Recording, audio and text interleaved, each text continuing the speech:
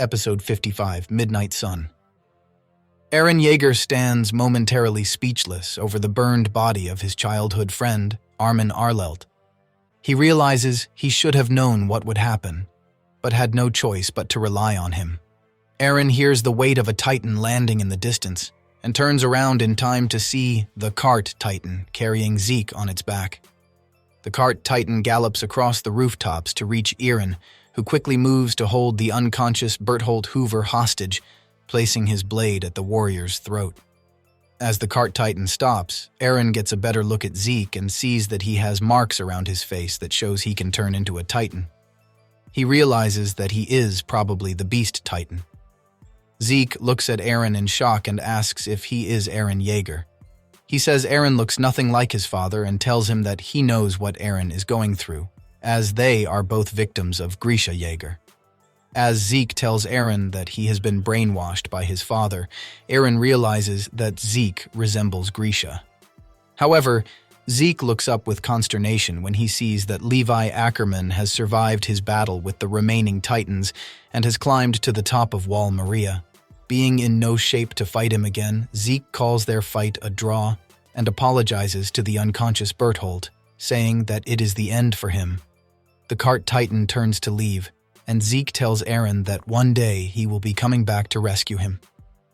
The cart Titan gallops away with Zeke in tow. Levi lands on the rooftop near Eren after using the last of his gas.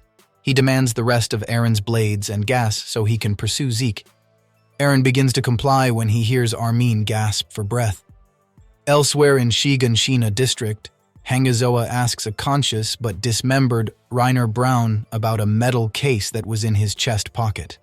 He tells Hangi that it is a letter written by Ymir and that the scouts need to deliver it to Krista. Hangi agrees, but only after they inspect it. They would like to ask him more questions, but draws their blade, feeling that he is not inclined to talk. Reiner does not disagree. However, when Hanji begins to cut Reiner's throat, John Kirstein asks them to wait, thinking they might be able to steal his power. Prior to beginning the operation, Erwin Smith had laid out guidelines for the use of the Scout Regiment's one syringe of Titan injection, with the expectation that they could possibly take the Beast, Armored, or Colossal Titan's powers. Not only could the Scouts gain valuable information regarding Titan powers, but they could also revive a single soldier on the brink of death. However, Hang does not feel that all the conditions have been met. Levi has the injection, but they do not know his status, and they are uncertain they have the time to find out. Even if Hang cuts off Reiner's head, they are not certain if that will actually kill him. Jean argues, though, that this is not like Hang, and asks how they are supposed to beat the Titans if they back down because they lack the knowledge. Hang considers and asks Mikasa Ackerman to meet up with Eren and Armin to check out their situation, then to refill her gas and retrieve the injection from Levi. If she cannot, then she is to fire a signal flare as a signal to end Reiner. Mikasa agrees and flies off to find Levi. Mikasa arrives to find Eren bent over Armin, desperately encouraging his friend to breathe. Eren hurriedly asks Levi for the syringe so they can have Armin eat Berthold. Levi, after a moment's hesitation, agrees and pulls out the case with the injection. Seeing this, Mikasa fires a signal flare as directed, but before Hangi can kill Reiner, the cart Titan gallops up behind them. Jean quickly fires his omnidirectional mobility gear and pulls Hang out of the way before the cart Titan can eat them. Hanji gets back up in time to see that the cart Titan has picked up Reiner in its mouth, and it runs away with him and Zeke. Jean curses and blames himself for intervening when Hanji was about to kill Reiner, but Hangi reminds him that ultimately they made the call. Hangi decides that they should regroup with the others. As Levi is about to hand Eren the Titan injection, Floch climbs up on the rooftop, carrying Erwin on his back. Erwin is severely wounded, but still alive, and Floch has been looking for Levi in hopes that the injection could save him. Seeing this, Levi takes back the injection and has Floch bring Erwin onto the roof. Levi inspects and confirms that Erwin is still breathing, then announces that Erwin will receive the injection. Eren is horrified, reminding Levi that he had already agreed to use it on Armin. Levi responds that he will revive the one who can save humanity. He hears a blade being drawn and turns to see that Mikasa has drawn her weapon, tears in her eyes. On the wall, Zeke surveys the wasteland of Shiganshina and notes that Reiner was incredibly lucky to have survived. Realizing what Eren and Mikasa intend, Levi asks them if they understand what they are doing. He reminds them that Erwin is their commander and to stay out of his way. Eren grabs onto the serum in Levi's hand, and Levi orders him to keep his emotions in check. Eren then furiously asks why Levi did not use the serum on Armin right away. Levi admits that he was considering the possibility of Erwin still being alive, and now that Erwin is here, he will receive the injection. Eren tightens his grip on the Titan injection, and Levi, losing his patience, strikes Eren with his fist, knocking out several of his teeth and sending him flying. Outraged, Mikasa lunges at Levi and puts her blade to his throat. She realizes that Levi has been weakened from his previous battles, and she is certain that she can take the injection from him by force. Both Levi and Floch appeal to her sense of reason and the need to save Erwin so they can use his talents to save humanity. Though Eren is barely able to speak, he counters that it would be no different if they lose Armin. Armin discovered Annie Leonhardt's identity as the female Titan. He was the one who came up with the plan to save Trust and thought of moving soldiers at night, and it was thanks to Armin that they found Reiner and defeated Bertholdt. Eren believes that Armin will be the one who will save humanity, not Erwin or even Eren himself.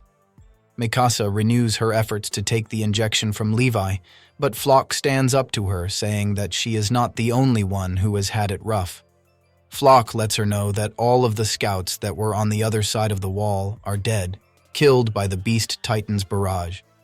Erwin came up with a plan to fight back against the Beast Titan, and Floch's comrades were all slaughtered just as planned. When Floch found Erwin, he thought about killing him, but decided that would have been too easy. He wants Erwin to endure more of this hell, but then he looked to his left and saw Levi killing the Titans, and is reminded of the Titan injection. It takes a devil to fight the Titans, and Floch believes he was spared from dying so that he could bring Erwin back. Floch tries to take the injection, and Mikasa moves to intercept him, but Hanga grabs her first and manages to pull her away before she can strike him. The rest of the squad has arrived now, and is able to see the choice that must be made. Levi gets up and opens the injection case, preparing to inject Erwin.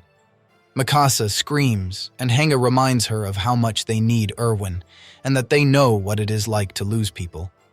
Hang is only here now because Moblit Burner had died pushing them into a well to escape the Colossal Titan's transformation blast. Though there are countless people Hank wants to bring back, there comes a time to say farewell, and they have no choice but to keep moving forward. Hearing this, Mikasa finally relents, and Levi prepares the injection. However, Eren weakly pulls at Levi's leg and asks him if he knows about the sea. Despite Floch's intervention, Eren tells Levi about Armin's dream to look at the sea, and admits that, though he was only ever driven by hatred of the Titans, Armin is not like him, and has dreams of his own. Levi glances at Armin's body, and then gives the order for everyone to clear out so he can have Erwin eat Bertholdt. The group relocates, with Floch taking Eren away so he cannot intervene, and Levi is left alone. Levi drags Bertholdt into position as he thinks about Erwin and Armin's respective dreams. He takes Erwin's arm and prepares to give him the injection when Erwin suddenly lifts it out of his grip and raises his hand, apparently believing himself to be back in his father's classroom. Delirious, Erwin asks his father how they can know for sure that there are no more humans outside the walls. Levi regards him with surprise and remembers how he asked Erwin to give up on his dream, and how his uncle Kenny Ackerman had spoken about how people could only keep going if they were drunk on something. Remembering Erwin's gratitude to him, Levi makes his choice. Bertholdt wakes up in time to see a small blonde Titan looming over him. He begins to struggle and notices his former friends watching from several rooftops away. Berthold panics and cries out for help, but to no avail. As he screams for Annie and Reiner, Armin's titan closes its jaws on his head and devours him. Flock asks Levi why he changed his mind as Levi and Hang sit beside Erwin's body. Levi explains that Erwin only became a devil because that was what was needed of him. He had been set free, but they were about to drag him back for more, and Levi decided it was time to let him rest. Levi apologizes to Erwin that he was not able to kill the Beast Titan like he promised, so he will have to wait. Hang inspects Erwin and lets Levi know that he has passed away. Behind them, the blonde Titan collapses to the ground. Eren, Mikasa, and the other 104th cadets surround it as Armin Arlelt emerges from the Titan, unharmed and healed. Next episode, The Basement.